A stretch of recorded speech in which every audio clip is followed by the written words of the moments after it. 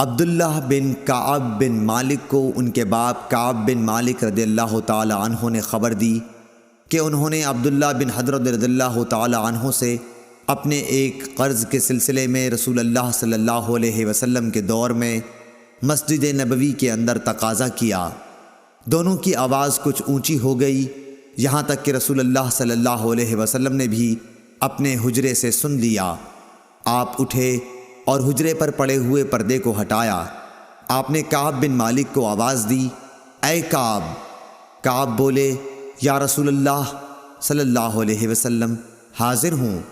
آپ نے اپنے ہاتھ کے اشارے سے بتایا کہ وہ اپنا آدھا قرض معاف کر دے۔ حضرت کعب نے عرض کی، یا رسول اللہ صلی اللہ علیہ وسلم، میں نے معاف کر دیا۔ آپ نے ابن ابی حضرت سے فرمایا، اچھا اب چل اٹھ، اس کا قرض ادا کر۔ صحیح بخاری حدیث نمبر 471۔ عبداللہ بن عمر رضی اللہ تعالی عنہ سے روایت ہے کہ ایک شخص نے نبی کریم صلی اللہ علیہ وسلم سے پوچھا، جبکہ اس وقت آپ منبر پر تھے، کہ رات کی نماز یعنی تہجد کس طرح پڑھنے کے لیے آپ فرماتے ہیں؟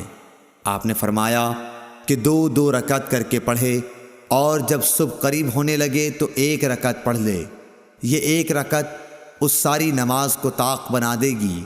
اور آپ فرمایا کرتے تھے کہ رات کی آخری نماز کو طاق رکھا کرو، کیونکہ نبی کریم صلی اللہ علیہ وسلم نے اس کا حکم دیا۔ صحیح بخاری حدیث نمبر 472۔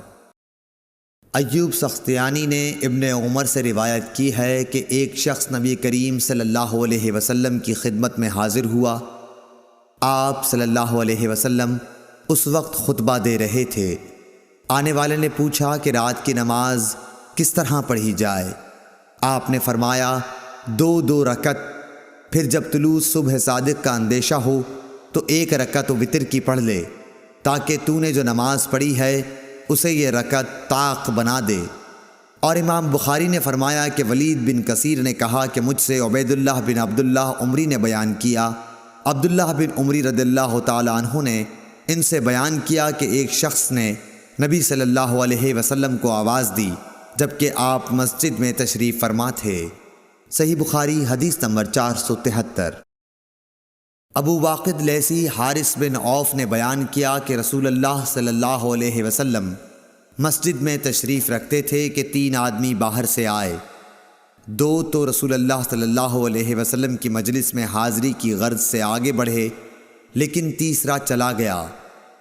ان 2 میں سے ایک نے درمیان میں خالی جگہ دیکھی اور وہاں بیٹھ گیا، دوسرا شخص پیچھے بیٹھ گیا، اور تیسرا تو واپس ہی جا رہا تھا۔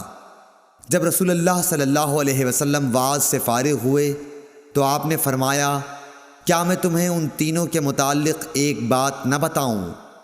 ایک شخص تو خدا کی طرف بڑھا اور خدا نے اسے جگہ دی، یعنی پہلا شخص رہا، دوسرا تو اس نے لوگوں میں گھسنے سے شرم کی، اللہ نے بھی اس سے شرم کی، تیسرے نے منہ پھیر لیا، اس لیے اللہ نے بھی اس کی طرف سے منہ پھیر لیا۔ صحیح بخاری حدیث نمبر 474۔ عباد بن تمیم نے اپنے چچا عبداللہ بن زید بن عاصم مازنی رضی اللہ تعالی عنہ سے روایت کیا ہے کہ انہوں نے رسول اللہ صلی اللہ علیہ وسلم کو چت لیٹے ہوئے دیکھا۔ آپ اپنا ایک پاؤں دوسرے پر رکھے ہوئے تھے۔